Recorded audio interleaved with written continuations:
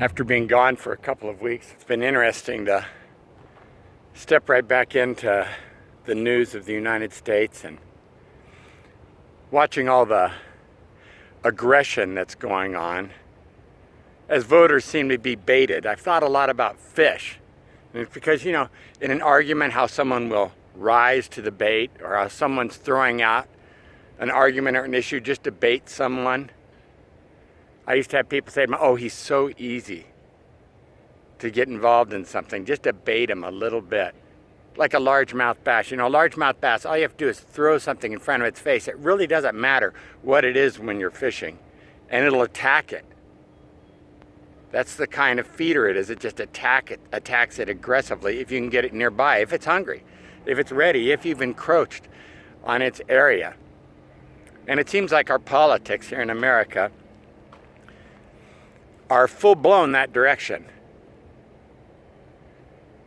And I know what it's like, because I know what it's like to rise to the bait. And I know what it's like to be the guy who's easy to drag into an argument. And I know what it's like to do my very best to not take that one more step and just go one step too far just the same. But I think for all of us, now's a good time to take a deep breath. A couple years ahead of this election, or a year ahead of this election, whatever it is. And to think to ourselves, what do we really want our lives to be about? What do we really want our nation to be about? What do we really want us to be about as a people? Do we want to be oppressors? Do we want to be angry? Do we want to be constantly baiting one another, yelling at one another, bombastic, responding just because we don't know how to do anything but respond? Or would we rather be people who lift each other up in love and say, for me in my house, I'm going to serve the Lord. I don't know what anybody else is going to do. But for me in my house, I'm going to live in love. For me in my house, I'm going to help the oppressed. For me in my house, I'm going to break all those things that would bind people living in poverty. For me in my house, I'm still a part of that great dream of the nation of America that goes way beyond the nation of America, because we've had so many faults as Europeans who came into this land and just committed so many atrocities. That goes all the way back to an invitation of life and an invitation of love. When you're a pastor, this is so often when people call you. I just wanted to call you because, my child is sick and they think he's going to die. I just wanted to call you because I found out I have a terminal illness and I want you to be there at the end with me. I just wanted to call you because one of my parents is sick. And I understand that. We're always quick to tell someone when we're dying, but here's the news, friends. All of us are dying. But all of us also are living. And imagine for a second if today, instead of drawing someone else to rise to the bait, instead of spending our lives angry at other people over issues that at the end of the day, we're not going to have the opportunity to be the profound changers, and unless we live in love. If we called someone and said, I just wanted to let you know that I'm alive today. I just want you to let you know that I'm still in love today.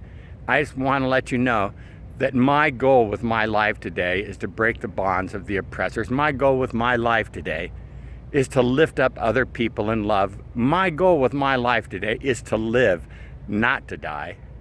I can't imagine what it'd be like if suddenly the phones at the church were just ringing off the hook with people calling like that. How exciting it would be if suddenly people were commenting, not calling up to say they were dying and living in fear and wanting reassurance, but instead calling up to say, I'm alive and I'm not going to rise to the bait. There's an incredible blue sky out ahead of me and I am alive. I'm going to live out this life in love. How can I help? How can I be a part of this phenomenal journey that's down the path still ahead of me? Whether that path is just 10 more steps or whether it's 10,000 more steps. I'm alive right now, and I want to be alive with you. You see, a great reason to hold on to that and to let go of the anger, a great reason to hold on to that and let go of that which has been drawing us back, that which we've risen up to when people knew they could get us. They could get our goat. Who's gotten your goat just because your goat was easy to be gotten? Is that even a simple phrase? What about instead saying, you know what, I choose to live in love.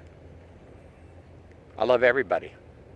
Doesn't matter if they're white, doesn't matter if they're black, doesn't matter if they're Hispanic, doesn't matter if they're Native American, doesn't matter if they're poor, doesn't matter if they're rich, doesn't matter if they live in my neighborhood or another neighborhood, doesn't matter if they live in my country or another country.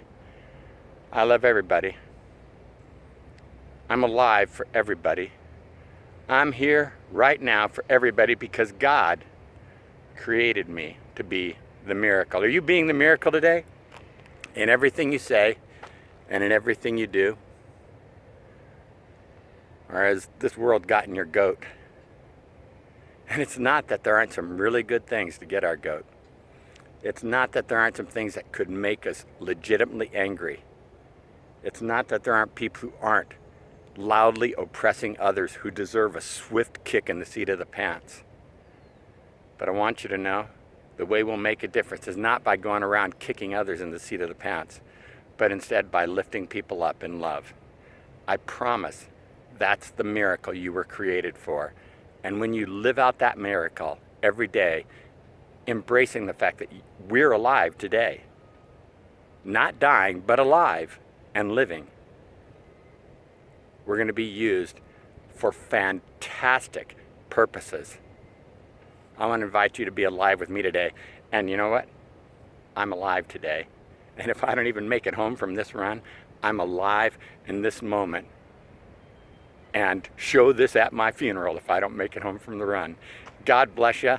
I love you. I am so glad that I share this miracle with you. Hey, share it with your friends.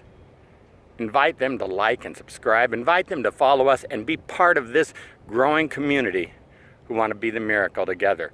We can be positive in this world. We don't have to get sucked down into this negativity and fall into our most aggressive nature. Together, we can be the ones who are literally living our lives in love in everything we say and do. Be the miracle today.